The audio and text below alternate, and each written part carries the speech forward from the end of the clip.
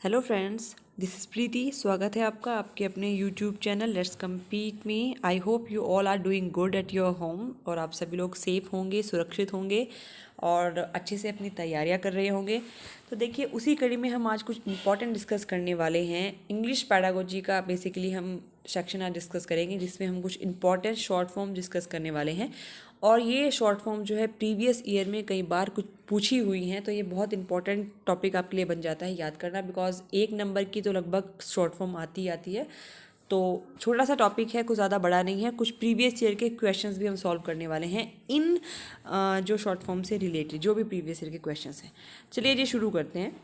पहले जो हमारी शॉर्ट फॉर्म है वो है CALP। इसको क्या कहा जाता है? इसको कहा जाता है cognitive academic language proficiency. Basically ये एक लैंग्वेज टीचिंग से रिलेटेड शॉर्ट फॉर्म है, तो इसको आपको ध्यान रखना है। CALP हो गई आपकी cognitive academic language proficiency. Okay, number second is CLT। ये बहुत बार पूछी गई है CTET में। इसको बोला जाता है कम्युनिकेटिव लैंग्वेज टीचिंग। देखिए, ये भी बेसिकली एक लैंग्वेज टीचिंग से रिलेटेड शॉर्ट फॉर्म है, तो CLT को आप बोलोगे communicative language teaching.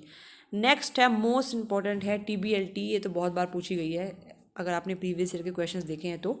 TBLT basically क्या होती है? टास्क बेस्ड लैंग्वेज टीचिंग होती है, तो इसको आपको ध्यान में रखना है। It is basically task based language teaching. तो कई कई बार क्या दिया हुआ होता है कि टास्क बेस्ड लैंग्वेज ट्रेनिंग कई बार देते हैं, तो ट्रेनिंग नहीं होता, ये टीचिंग से रिलेटेड है। बेसिकली ये भी अगेन एक लैंग्वेज टीचिंग से रिलेटेड आपकी जो है शॉर्ट फॉर्म है। चलिए जी, अगली शॉर्ट फॉर्म आपकी आती है CLIL, जिसको कहा जाता है content and language integrated learning. ठीक है, इसको कहा जाएगा content and language integrated learning.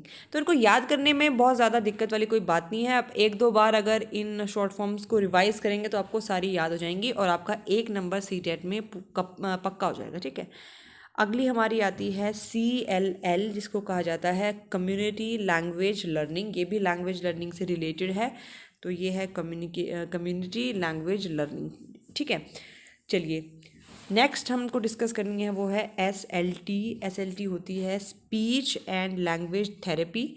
तो देखिए, ये बहुत ज़रूरी है इनको याद करना है, बिकॉज आपसे डायरेक्टली पूछा जाता है। आपको स्पीच एंड लैंग्वेज थेरेपी ना देकर के सीधे पूछ सकता है कि SLT। ठीक है, या फिर ये क्वेश्चन आ सकता है what is the meaning of SLT। तो इसलिए आपको ध्यान रखना है, स्पीच एंड लैंग्वेज थेरेपी इसको बोला जाता है। नेक्स्ट है, मोस्ट इंपॉर्टेंट है LSRW। ये बेसिकली क्या होती है? लैंग्वेज जब आप सीखते हो तो ये 4 तरह की स्किल्स हैं जो कि लैंग्वेज को सीखने में मदद करती हैं, और ये चारों तरह की स्किल्स बच्चों को इसमें निपुण होना चाहिए, तभी बच्चा सीख पाता है। तो L stand for listening, then S stand for speaking, R stand for reading and W stand for writing. ठीक है, तो कई बार इस CTET में क्या होता है कि जब चारों चीज़ों को डिस्कस करना होता है तो सीधे के सीधे चारों नाम ना लिख करके LSRW लिखा जाता है, तो ये आपको पता होना चाहिए। और ये इसी ऑर्डर में लिखा होता है हमेशा, LSRW, listening, speaking, reading and writing. चलिए अब कुछ क्वेश्चन डिस्कस कर लेते हैं प्रीवियस ईयर में जो शॉर्ट फॉर्म से पूछे गए हैं। पहला क्वेश्चन है CALP स्टैंड फॉर। ये पूछा गया है CTET दिसंबर 2019 में। देखिए, तो CALP बेसिकली क्या होती है? Cognitive academic language proficiency. ये मैंने अभी आपको बताया, तो इसका ऑप्शन होगा option number D, that will be cognitive academic language proficiency. तो देखिए, ऐसा नहीं है कि इससे क्वेश्चंस नहीं पूछे जाते, क्वेश्चंस पूछे जाते हैं, और ये बहुत छोटी सी वीडियो है, आपका एक नंबर बन जाएगा। इसलिए वीडियो आपको जो है पूरी देखनी है, और जब आप इनको नोट डाउन कर लेंगे, एक दो बार रिवाइज करेंगे, तो आपके लिए बहुत ईजी होगा इनको लर्न करना। नेक्स्ट हमारा आता है what does CLIL stand for. ये भी पूछा गया दिसंबर 2019 में। तो देखिए, content and language based interesting learning, बिल्कुल नहीं।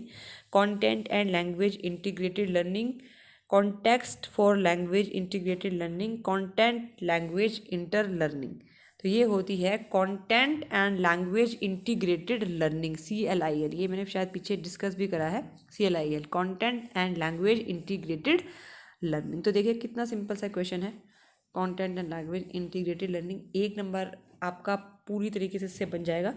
तो बस यही कुछ बेसिक्स ही है शॉर्ट फॉर्म्स, ये आपसे मुझको डिस्कस करनी थी। 5-7 हैं जो मैंने नोटिस करा है कि प्रीवियस ईयर में पूछी गई हैं, तो आप जो इनको देख लीजिएगा। और अगर ये आपको वीडियो पसंद आई है तो प्लीज़ इसको लाइक कीजिए, शेयर कीजिए, और प्लीज़ अपने चैनल पर हमें अपने सुझाव देते रहना, बिकॉज हमारा चैनल नया नया है।